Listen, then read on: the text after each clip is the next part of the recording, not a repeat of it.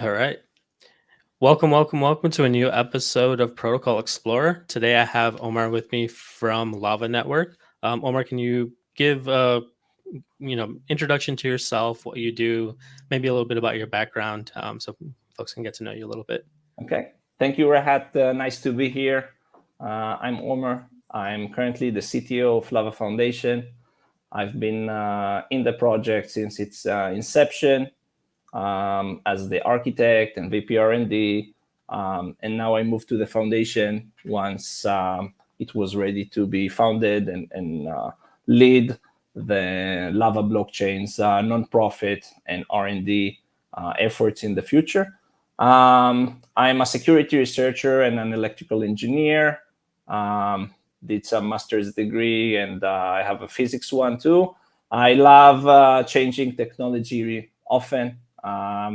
Turns out every 2 to 3 years, I'm doing something completely different. I developed some games. I did modems. I did FPGA.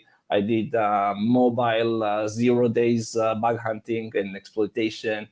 And I got hooked by the blockchain industry around the end of 2021. There were some very exciting concepts, zero knowledge proofs, and the Cosmos ecosystem that allows you to interconnect a lot of new L1s. I liked it. It fit very well with the narrative of Lava Network that the two founders, Gil and Yair, introduced to me. And then I decided to join the company and help build it from the grounds up with the core team. And 2.5 years later, and yesterday we launched, a very exciting day. A lot of feedback from the community, a lot of love I'm getting. And there's no such acceleration as bringing to fruition something you've been building for so long, working so hard to do. And I'm grateful that we got to this stage with the people that allow this to happen, with our community, with the team members that work relentlessly to make this launch a success. Yeah. And thank you, Rahat, for hosting me here so we can showcase. Yeah, definitely. No, congratulations on the launch yesterday. It's always awesome to see new products and new use cases, kind of like that, especially in the Web3 space, go out like that.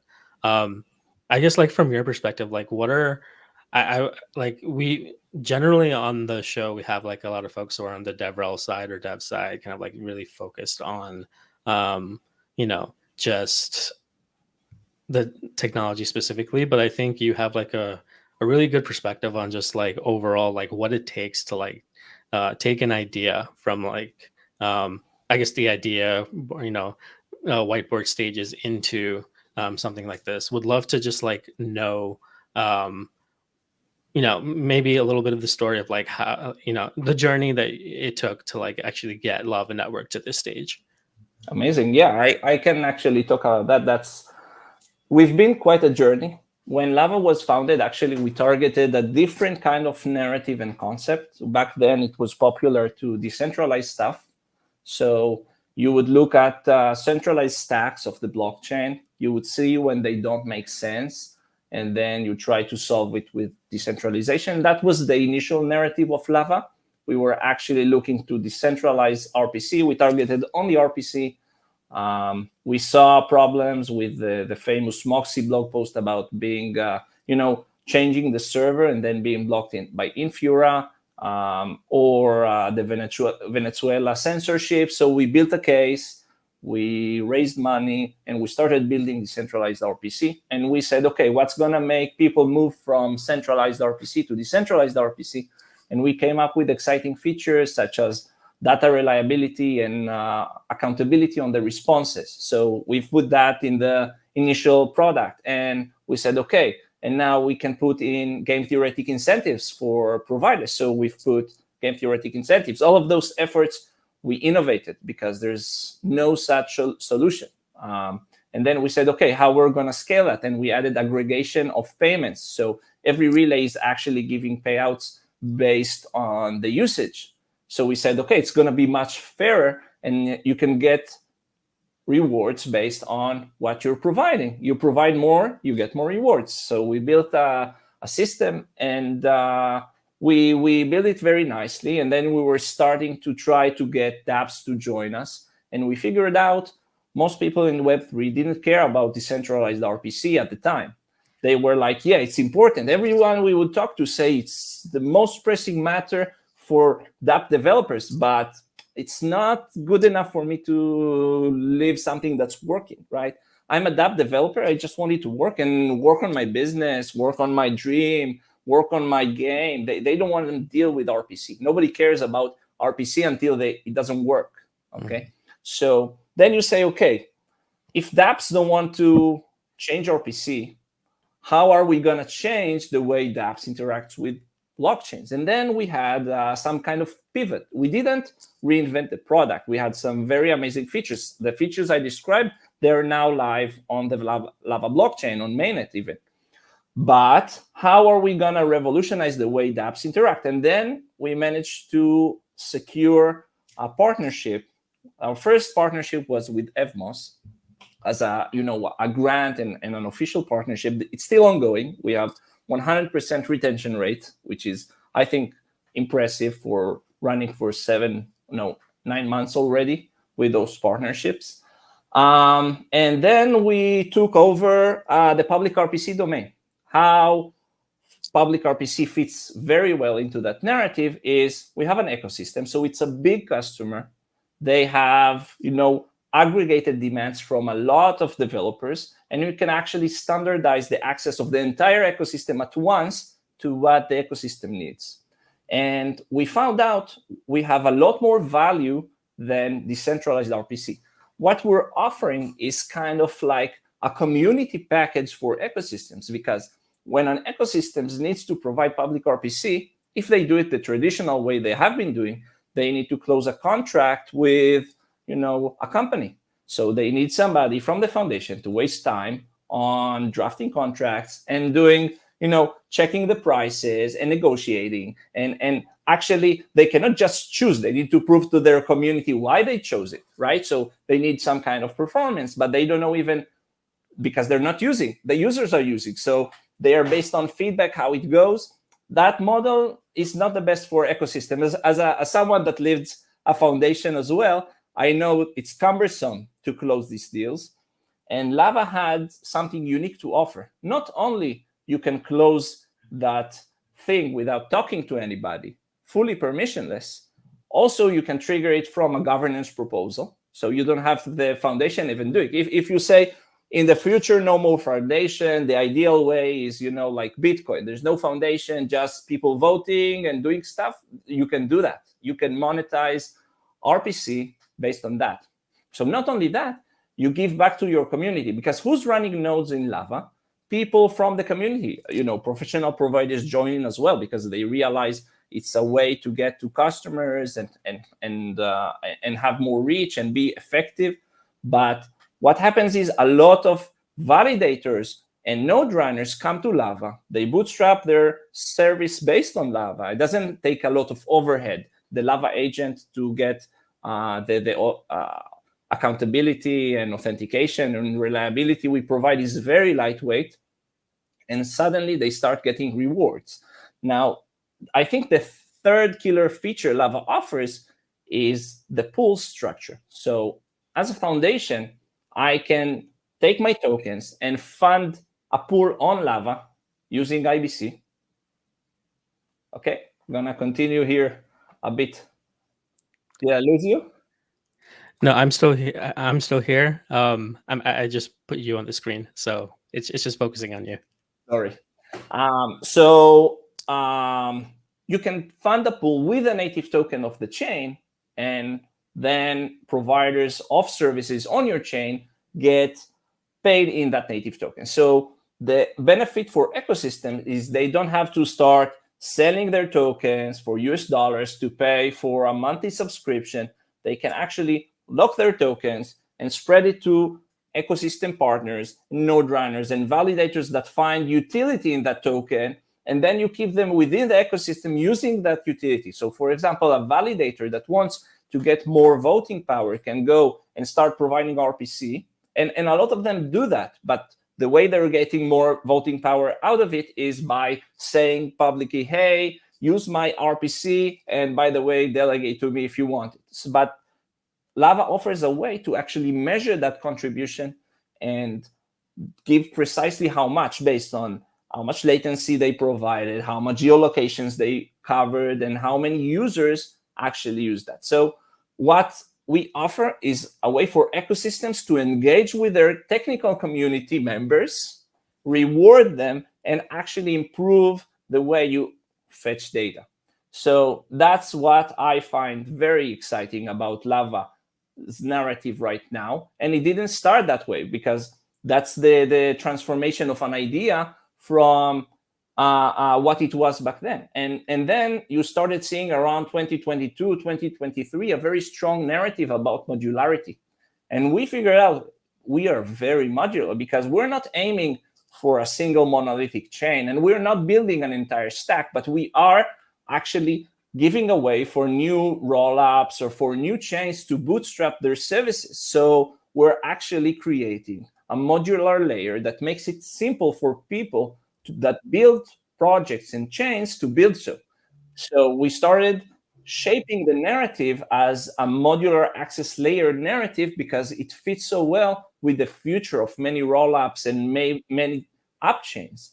So Lava became from a decentralized RPC, kind of boring and actually didn't have that appeal to developers, to something that ecosystems and chains look forward to working with when they start to scale. So we are actually have very nice partnerships with Roll Chains and Avail and more upcoming. And we are actually going to help them bootstrap their initial support, movement included.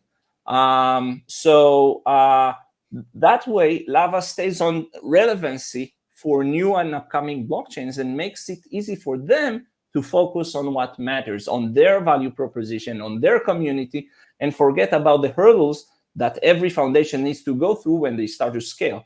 And you see it mostly when airdrops happen. That's the first time foundations usually get the slap to the face, because suddenly you have a lot of people sending transactions. Usually it comes with the genesis. So the chain is just forming. They did not do throughput analysis of demand, and suddenly there's a ton of demand. And believe me, when I did the airdrop, we did it earlier this month, and you could see the graph of usage just skyrockets within a few minutes. And then you need to support all of that. A lot of chains do it with smart contracts and on-chain activity. And then you suddenly figure out you need to scale. And then they start worrying about it and looking for RPC services. And they're kind of stressed out to close that deal because they have a problem to solve. So the way you bootstrap it with Lava, you do it from the start. And you do it from the start because that's a way for you also to engage people, to run nodes, to get them onboarded, to improve your documentation around it, because you do that engagement early on and you don't have to waste, funds for it, because you can do it based on a pool. If you do it based on an incentive points mechanism, that's possible. You can put any token as IBC reward on Lava. So you can take actually a point system, put it as rewards for node runners, and by speculating, they provide the services for your new bootstrap chain. So that's kind of a mechanism to filter out Sybils, because you do it based on services provided that give real value to the chain. And those guys know how to run nodes. They're not just, useless members. They're actually core contributors of decentralizing your chain. Those guys later can run their nodes and decentralize your chain and help you distribute the usage. And they're getting engaged. And we have a very nice community of providers. So they're looking for more opportunities to run more nodes. So you can actually get a free tap into a high quality community of DevOps engineers and node runners and people that are into the space and interoperability. So I love where Lava is going. And I think mainnet just unlocks it, because we already have incentives on testnet from Axelar, Evmos, and Near, but there's a limit how much you can put income on a testnet because you don't have the economic security. So we actually held off a lot of the deals that we had like Starknet and Filecoin and Cosmos Hub and Stargaze from starting. And I'm excited for this to kickstart with mainnet. Nice. Yeah, definitely. Would love to hear more about just like the main experience. But before we go there, a couple questions I had just like from what you were explaining from there. So for just from what I'm understanding from like lava, like the narrative and everything, it looks like so you guys are out to like really help newer chains kind of like bootstrap their initial infrastructure so they can actually like focus on like being a chain, focus on like actually working on the business side, onboarding applications, apps, or whatever, and just doing what they do. Um, is do you is like the vision to like say something similar to like, let's say we see a lot of like roll up as a service providers coming and like, oh, click in and like deploy your roll up or whatever. Do you envision a future where like lava comes in and like come here, deploy like with the key infra that you need on your roll up in like partnership with some of these like roll up as a service type um providers? So that's a great question, because when I talked with roll chains, they said, okay, we have a stack that you just deploy, and suddenly you have a sequencer, Mhm. right? And it's bootstrapping DA. Can we do that for Lava? And the answer at the time was almost. Why? Because we've designed a system to filter out a bit of noise, so specifications were governance approved. And a governance proposal on a chain that's on mainnet, it's something the community needs to discuss. And then we realized if we want to automate it and make it very easy, we need to develop a feature that allows people to do an experimental chain or a bootstrap chain. So we actually added a feature called user specification.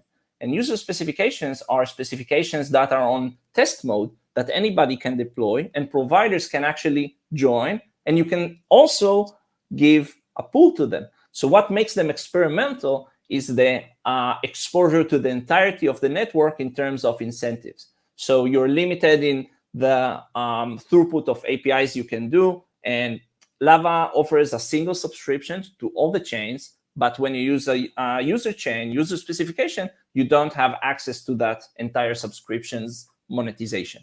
So if an ecosystem wants to bootstrap their testnet with it, they definitely can, with the user specification and with an automation. So just you run a script, it deploys on Lava, and then providers can join. That part that providers can join is a bit harder to automate, but with a bit of development on Ansible scripts and working together with Google, one of the partnerships that we declared, you could have some kind of Helm chart deployment that immediately sets up the node. So it could become much, much easier to bootstrap RPC and scale it up and allow people to onboard by the click of a button. So we're definitely going in that direction. We want to do a few cases where it's semi-automatic before you go full force, because that's putting the horses after the carriage before the horses. So we want to do a few cases where the chain uses the almost automatic process. Then we can put more effort into make it fully automatic, but that's something that's definitely doable within the Lava stack. And one more thing that makes it possible is that we decided not to target a specific specialty in terms of RPC. So you have a lot of centralized providers or even decentralized ones that say we're a decentralized RPC, what Lava is not. They target a specific API. For example, JSON RPC. It's very common. Most chains use that one. Cosmos chains less. But then you target a specific thing. Lava chose to create something else. We created an abstraction layer. We said, okay, I don't care what is the input. I don't care what is the output. There is something in the middle, which is our layer, that we're gonna standardize. So you can take JSON RPC, you can take gRPC, you can take REST, you can take GraphQL, you can take WebSocket. All of those transform into our abstraction layer. They look the same after they have been abstracted. And then the entire code of Lava behaves flexibly with them, independent of what that API was. So for users, they can plug in gRPC or REST or Tendermint or whatever to Lava, and Lava can offer them a decentralized access. So Lava can be used to offer any data access and not just RPC, because when you target a specific sector, you can do some optimizations. Obviously, it's easier to do, but we decided to build for the long run, to build a standard for data access. So we spent more time developing these abstraction tools and tests and integrations, but the outcome was the flexibility we have. And we developed a component we call specifications that allows you to define the services based on that. So a specification is like a config that says, this is the protocol, these are the APIs, this is the amount of compute units effort for each of them in order to settle the usage. And then you just plug it and it works. So if you want to add a Cosmos chain, it's very easy. If you want to add an EVM, it's very easy. If you want to add indexing, for example, subscript GraphQL, very easy to add as well. And it allows the unlocking of services by community members. So if someone wants to be a builder and he thinks, how am I gonna get to customers right now? He can actually come and offer it on Lava, build a specification, make sure that his provider provides the services, adds it as a specification on Lava, and suddenly the one subscription on Lava can actually use that service. And clients on their end don't have to change anything. You can use the same API, the same service to access many, many chains. So that's what we built that allowed that. Nice. No, thank you for going through all that. Super insightful to go through, learn through a lot of the things you guys are doing here. Cool. So pivoting a little bit, obviously you guys had, an awesome launch yesterday. Congratulations on that. Thank you. Would love to, understand just like, what are some of the things that go into like the mainnet launch, you touched on a little bit here and there.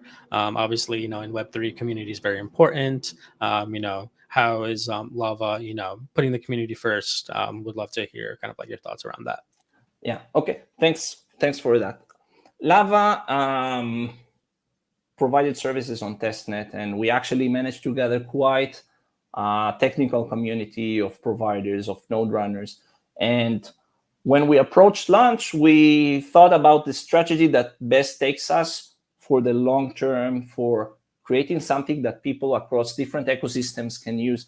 And Lava is the kind of project that is focused primarily on technological advancement. We did so much innovation. We've created a lot of features that you can read about in the white paper that allows you to actually unlock data access, which has kind of been the neglected layer of Web3. And I'd love to go more into detail about how that came to be, a bit talk about narratives in Web3.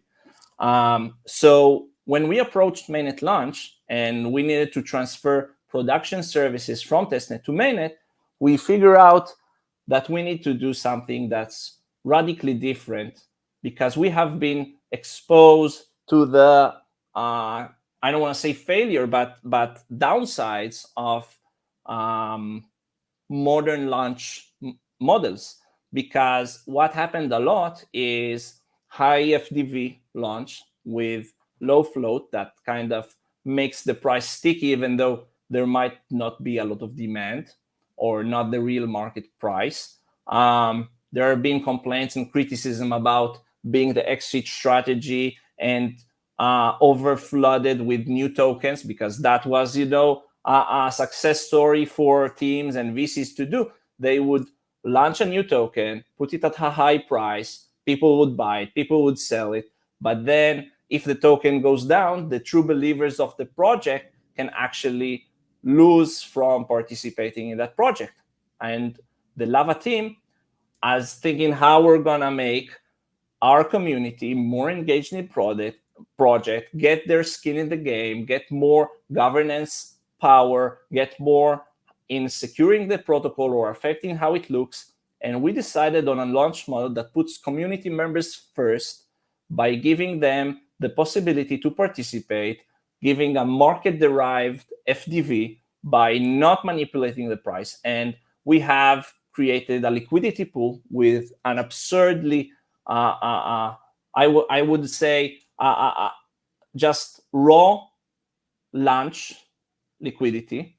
Raw meaning we did not create a curve or we did not manipulate liquidity. We just put it out there. And then when we did, the market could decide where it goes and how it looks. So that launch strategy is radically different to what other projects do. It's kind of a unique, and we did that with the concept of letting the community that trusts in the project care about the utility of the token and go with us the long run. And Lava has a nice market fit. So I feel like those community members, they could actually shape how Web3 looks like. And those community members that don't care about that, they have a very nice way of, selecting where they're at, and we get the core community members that we're looking for, the node runners, the developers that use Lava because they believe an abstraction layer for data access allows them to build better dApps, cross-chain, aggregated, and you can get indexing and RPC in the same place. And we're gearing up for the future. Now that mainnet is live, we could actually start putting the pools that we have secured, working with our partners to improve their service, giving them features they need. It's very easy in Lava to create add-ons and extensions over services. For example, we're now in talks with a transaction injection company that allows developers to inject transactions with a higher probability. It's very easy to bootstrap more layers on top of the protocol. So you say, those queries go to a different place and those transactions go to a different provider, and the user doesn't have to deal with that. So he can plug and play his RPC endpoint to the wallet, and he suddenly has smart wallet for send transactions, or he can have less cash for trading and checking prices, and he can have the injection service, or he can actually send an intent, and we can actually expand upon the basic set of APIs. So I saw some people commenting that would have been lovely if you could add a chain ID parameter to JSON RPC EVM calls and you would go to the right chain. That's possible on Lava. It's very easy to do actually when you have an abstraction layer and a smart route, one of the features we developed that selects the best provider. So the best provider could be the one that fits the chain you asked for. So that's minimal amount of code changes and you can actually do it. Obviously, everything is open source. I didn't mention it, but Lava is 100% open source. The gateway that we're running is an open source. The provider service is an open source. Services are open source. The blockchain is public. So people can actually come and develop and improve the abstraction layer and get their services out there based on Lava. It's a marketplace for selling services. For your fair price of performance and utility.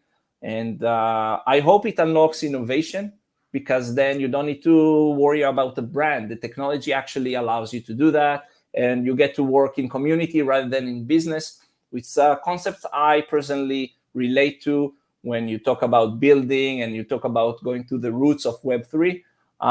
And those are the guys I'm actually getting a lot of love from after the launch. There has been some, concerns when you do something new and don't go with the flow and swim against the stream. Not everybody are going to understand it at first, but that's how you innovate. And that's why I'm proud that we did this kind of launch and what we are doing for the community and not taking the easy path out to do something that has been done. Because I don't personally believe that you can change Web3 if you do that. And you end up doing the same thing other projects did. And there was some criticism on other projects that I felt Lava doesn't need, because the tech stack is solid and we're not aiming for hype. I don't need, as a project, my token to have a short-term peak. I want it to solidly serve a utility that's necessary for Web3 and have the people that believe in the project in the process. Nice.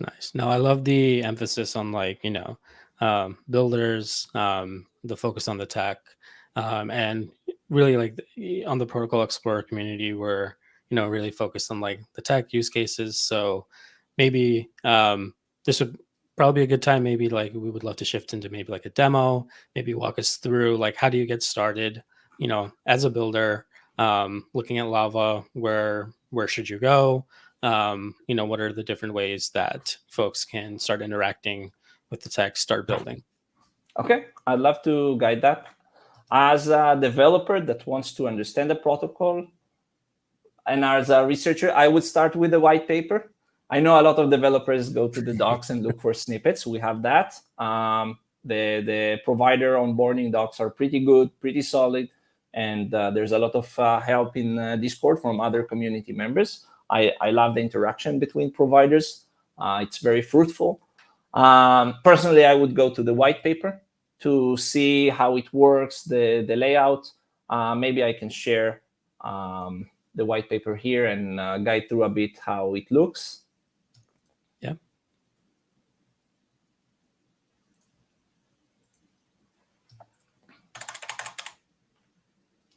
What we're seeing here is the simplified overview of the protocol. If you want me to scare you, I can go over the unsimplified version later. But basically, Lava has an on-chain and an off-chain protocol. The on-chain is the Lava blockchain itself. Things like the specifications or provider's address book live on-chain, that they're accessible to everybody. Obviously, settlement on services and subscriptions go there as well. And there is the off-chain protocol that doesn't have information that goes on-chain. For example, a consumer's or a dApp's RPC, the remote procedure calls that they use to get the data they need, like a balance, doesn't go on-chain. That's basic privacy, basically. So they send the relays to a provider. That provider is selected pseudo-randomly based on an algorithm that picks the best providers. Those providers are actually a service that we developed that allows them to interact with the node. So you see there is the relay here. It transforms into the abstraction layer we call Lava P2P, and then it's transformed back to a language the node itself or the service knows how to process. They get the response, and then they return the response to the user. We have several products that we've built in order to be flexible. The boring quotes, because it's a pretty complex enterprise-grade multi-concurrency solution, we call the survey kit or the gateway. That's what you're accessing when you're using lava.build endpoints. I will showcase the usage later. So that enterprise-grade product allows you to get the code that's necessary to select a provider, do the abstraction without changing your dApp. So let's say I have a wallet didn't integrate Lava. You can change the endpoint to the gateway, and the gateway runs the open source RPC consumer for you. Those are the public endpoints that we're using. So this is why Lava's endpoints are different to a regular node. We built it in a way that allows you to feel like it's a node, but it's actually an array of decentralized providers competing to give you the best service, but also providing checks on each other and reliability. If a response is malicious, it is being detected. One of the things that goes on chain, we have a fraud resolution mechanism. So that actually facilitates the consumer side of the protocol, and the provider service does the other side, the unwrapping of the protocol, and it submits the payment requests on chain. The other solution we created, it's currently in alpha state. We haven't been investing in it that much because of demand. People prefer to just use the URL links. It's an SDK with TypeScript that allows you to put it into your dApp. So your dApp doesn't need to configure an RPC URL. You just put the Lava SDK, and Lava SDK has a special bootstrap mechanism inheriting from seed nodes, where they get a list of providers for the Lava blockchain that give you the list of providers for the chain that you need, for example, Ethereum. So the Lava SDK is fully decentralized. There is no single point of failure. That's one of our biggest innovations. We also have a very complex mechanism, not complex, but innovative mechanism of badges that allows you to sign with a cryptographic key for usage without compromising the private key on the browser. So those are two solutions we developed in order to represent the dApps. We created a smart agent we call the provider to showcase the other side of the service. And we implemented some very nice tools for that. For example, our dual caching mechanism that allows you to cache requests and responses on both sides, on the consumer and on the provider. So this is the simplified overview. If you go into the lower part of it, you could see the unsimplified version where it shows more flows, like how providers stake on chain and reveal their address to consumers, or how the Lava SDK gets the information. So a bit more thorough explanation. Obviously, it's all written in the white paper. So if you want to understand the protocol, I would go there. If you want to onboard, you can go to the docs. Let me show it. And the Lava docs show you how to interact. So if you look, for example, for the Lava protocol itself, you have the build and install, and you can see the processes that we're doing, and you can set up a wallet and explains how to add Lava. But let's, for example, focus on providers. Providers have their entire flow here where they can do a setup of the provider service. So it teaches them how to set up the endpoint to expose to consumers, and the commands you need to run. The agent is under Lava PRPC provider, and the configuration. Let's look on an example of a configuration. So for example, I want to serve Ethereum and Osmosis. We change the chain ID name later. So in order to bootstrap a provider for Ethereum and a Cosmos chain Osmosis, you actually use this configuration. Okay, you say for JSON RPC Ethereum, that's the address, and there's also a WebSocket. And for Osmosis, I need Tendermint RPC, that's the address. I need gRPC, that's the address. That's where you're listening on, right? They're listening on the same address. That's okay, because we have an abstraction layer. So you can, on the same abstraction layer, send Ethereum queries and Osmosis queries. So you don't need two RPC consumers. You don't need two RPC providers. They all multiplex the requests from users. You also have REST. So this one configuration can set up a provider for two different chains and four different API interfaces. And that's the power of Lava. You want to add more services, you just add more entries, and you need the specifications. We have a section explaining how specifications look and work. So if you want to be a spec champion and create a new specification for a new chain, you go to the docs, you learn how to do it, you submit a PR, or you do a governance proposal on mainnet, and you get your service up and running. Then we have some tools in order to check the providers. Rad, if you don't have any more questions, I can showcase the usage of RPC Consumer in production.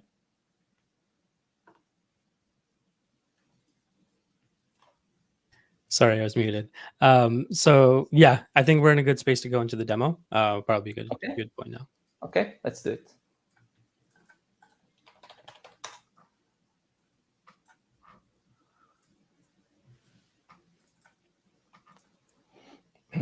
Let me just share screen.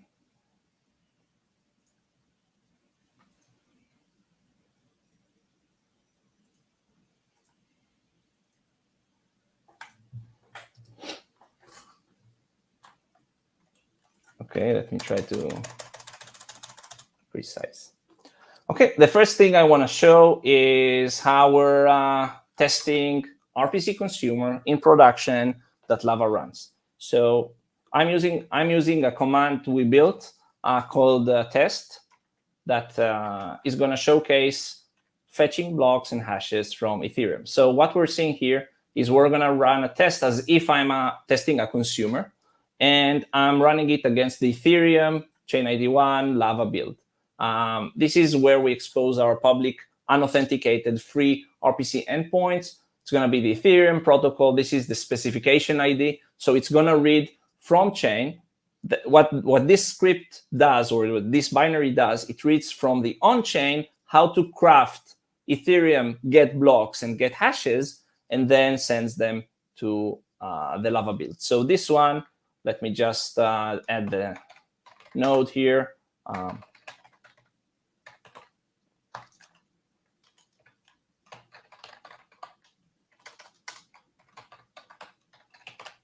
What I did is actually the binary needs access to the Lava blockchain in order to get the specification. So I added also an RPC consumer that serves the Lava chain itself. So we call this Lava over Lava. It's kind of like using your own tool to benefit it. The binary needs access to the chain, RPC, so it's using another RPC consumer. So when you run this, it actually, oh, I did a typo. I need a port. Okay, so what is happening here? It's actually now setting up the connection to lava.build, and it's going to query blocks. It's waiting for a new block to arrive. When it does, receive a new block for Ethereum, JSON RPC for this block. Okay, so that's this tool. It created the request based on the specifications. Specifications provide more than just crafting relays. They provide how to parse their blocks. And that's how we can direct, for example, archive calls to archive nodes and normal calls to normal nodes. And archive calls, because running an archive node is more expensive, are giving a different amount of compute units. So actually, it's very fair that archive runners are getting for archive calls, but they're getting more for each usage. And normal nodes get scored based on getting the freshest data. So that makes sense. It also allows you to not track the latest data on your archive calls because it won't come to you, and then it's more efficient usage of the protocol, cheaper for providers. What So could be I have more a quick interesting? question here. Yeah, definitely. So with this, what you're right now, you're querying like the latest block on Ethereum right now, and you had mentioned obviously like you could get information from like an archive node or etc. Is Lava basically routing requests based on your needs to an archive node or to another type of node based on? Exactly. Okay. Yes, we Okay. do. And this, we took this feature further in order to support debug calls and trace calls. So for example, as a provider, I can select whether I want to provide archive data, debug data, trace data, whatever makes sense for me. Maybe I have a node that I'm underutilizing and I want to add it for 5 hours and shut it down. Maybe during nighttime, I have excess compute power. So I can plug into Lava for 5 hours, add on top of it debug because I see that it monetized well. And then the Lava client knows that you plugged in your provider. It knows you have debug calls, so it routes debug calls to you. And some other provider that didn't add debug, it would not get this debug request. And you don't need to use a different URL. It's all within the same endpoint. Now let's see, unless you have any more questions, how I'm gonna query also Lava within the same command. So the same command is gonna now query another endpoint because Lava endpoint uses Tendermint RPC, or this one uses REST. Okay, so I'm going to the Lava one, which is the Lava testnet endpoint. I need to give it the node again.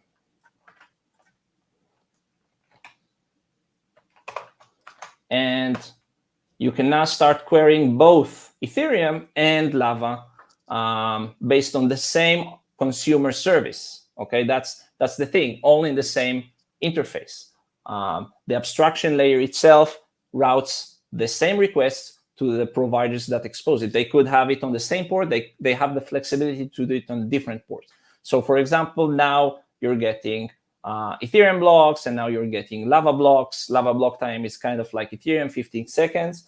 And I can add on top of it what is kind of exciting, because not a lot of providers do, add support for gRPC. So we actually added support for gRPC. It's too new, not a lot of providers support it. And in order to support it on Lava, we needed to develop something called dynamic proxy. So you have two proxies in the middle. It was kind of difficult, but we pulled it through. Haven't seen it anywhere else except for Lava, but if you're building a double gRPC proxy, check our open source. We will save you a lot of time. So I need the node.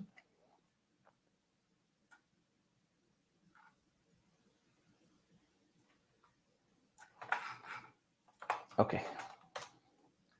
And we can now start querying also Lava blocks from the gRPC API surface.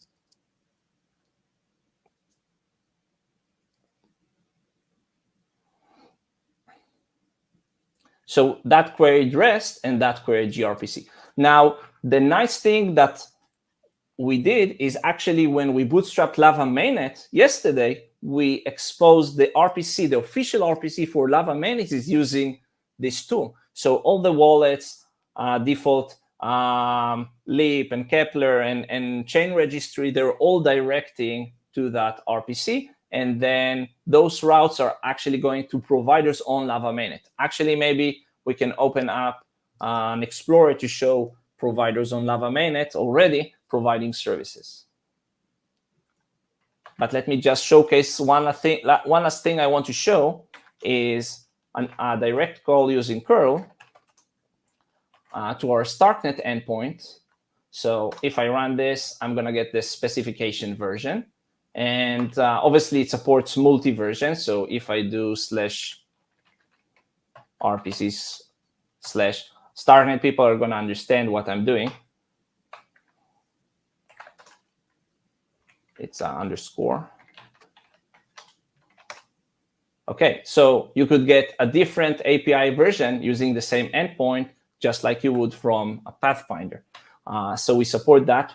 But what could be exciting on Lava is the additional metadata you can get when you run it. So I just asked it to show headers, and you can see stuff that you wouldn't have seen from a regular node. So for example, if you got a response from several providers, it tells you their on-chain address. So that response came from this provider on Lava testnet.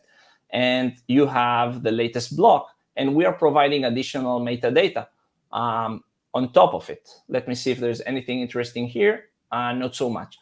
But we also added the functionality to add headers that allow you to control stuff on your data. So for example, you can add the Lava extension archive, and then you tell it, skip the router, directly send it to archive.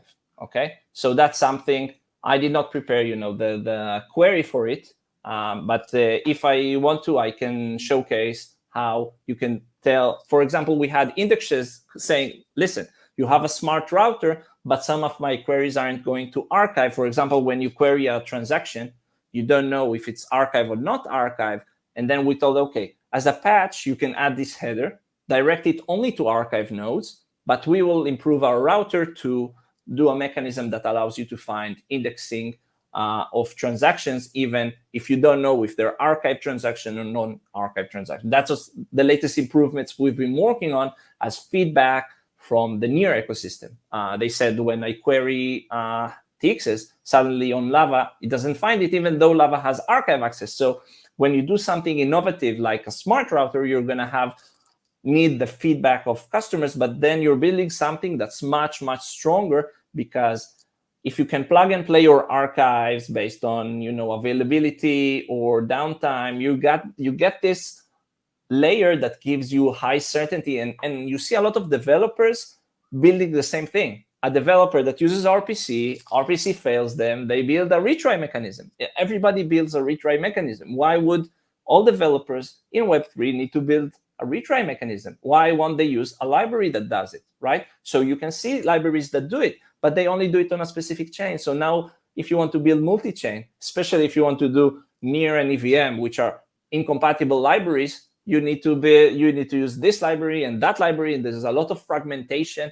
And having one layer that focuses on being a single layer for abstraction, and we're not competing with anybody, like all these libraries can integrate with Lava behind the scene, it simplifies the life of developers and allows an easier time in Web3.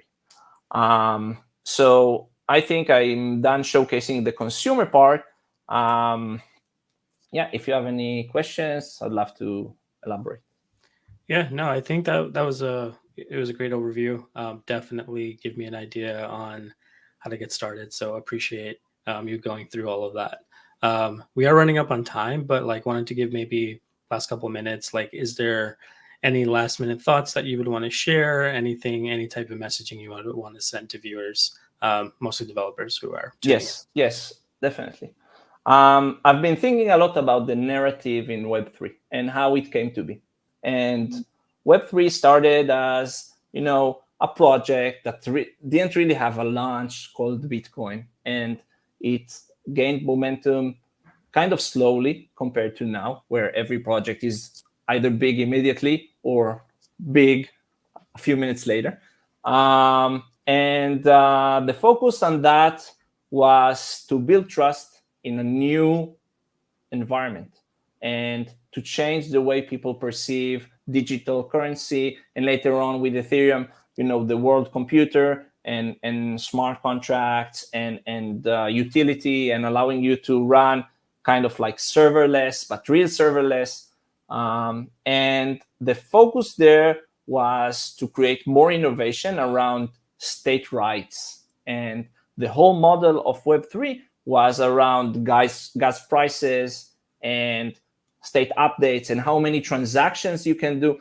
You don't see people ask how many queries can your node do. You don't see blockchains measured by that. And it's kind of been neglected, but all the developers that build the stuff that bring mainstream into it, they care about it a lot. They care about how many queries a node can do. They care about how much it costs to run a node. And that paradigm shift between I need to prove blockchain is useful to the world, and now that we proved it's useful to the world, how I take it to mainstream and increase adoption and bring more developers in, you need to give them tools they need in order to build comfortably on Web3. I don't want a Web2 developer that knows how to build web flows come to Web3 and feel like they are having a hard time. The tech is already ripe enough. There's enough money in the industry to actually make building dApps easier. And that's what all the blockchains are now fighting for. We have a lot of new chains coming.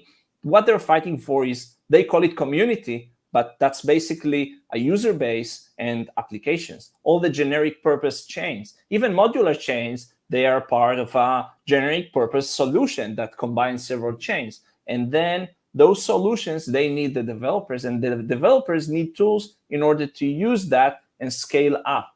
And it's time we stop thinking about creating more chains or more places for developers to build, and allow them to utilize existing tools, to aggregate solutions together, to create a standard in Web3. Oh no, I said it, yes. A standard in Web3 to allow developers to utilize common tools across chains. The fragmentation is actually making it very hard to build. It slows build rate. That's why you see a consolidation of builders into certain chains that are very similar, because it's comfortable. The tools there are actually better, and the problem to shift is high barriers of entry. If you build on Solidity and then suddenly you want a move a contract that's not Solidity, for example, Aptos, developers had a hard time. But if you had a standard across different chains that you can say, I just call Lava SDK .get block argument Aptos, you get the latest block, that would give an experience to developers across the multi-chain. You could start seeing more bridges. You could start seeing real-world assets taking information from one chain, a different chain, work on it together, and the code wouldn't be, huge and a lot of hurdles, and you need to sync up some libraries of parsing. All of that taken care of makes building easier. And Lava aims to help developers get there by telling all of these amazing tool builders to come join the Lava standard. So we're not trying to build the one for all SDK. We're trying to bring all the SDKs into that round table and create that together. So this is what we're doing, and we're focusing on the neglected problem of Web3 adoption. We are focusing, and you don't see a lot of projects do that. And for some reason, there are people that don't find that exciting, but I think they'll realize that the market fit is amazing, and the community we gather around, especially by frustrated people. And whenever there is a hiccup in RPC, in fragmentation, people realize that's when they really care, right? I said they don't care about RPC until they have to. And that's true for every service. Imagine in a few years when AI is mandatory everywhere and you need to run your AI agent with a blockchain.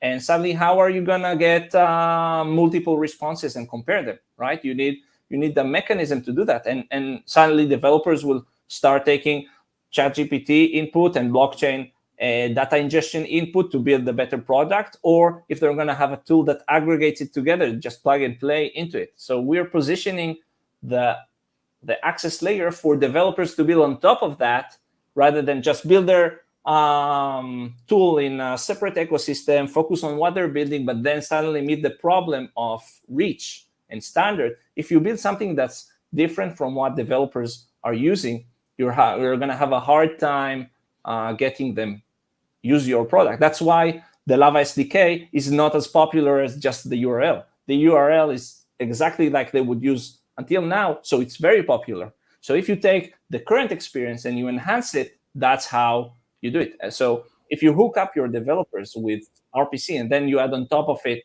a debug API or an extended intents, you could get much easier time developer adopting your new standard. So Lava could be a way for protocol builders, even core Ethereum builders. They want to say, okay, let's add something to the Ethereum protocol. I want another API, but I have backwards compatibility problem. So they plug Infra, they plug Alchemy on top of Lava, and users use the Lava standard, and then you can enhance these APIs. And when those enhanced APIs occur, the smart router takes them to the new binary to process. And then you don't need consumers to change their code. You don't need even the centralized providers to change anything, but you take the protocol forward. You have backwards compatibility and innovation at the same place. Nice. Awesome. Thank you for all of that. Thank you for, being a part of the show for this week. Appreciate all that. I definitely do agree with a lot of what you said. I think there definitely needs to be some standardization across tools.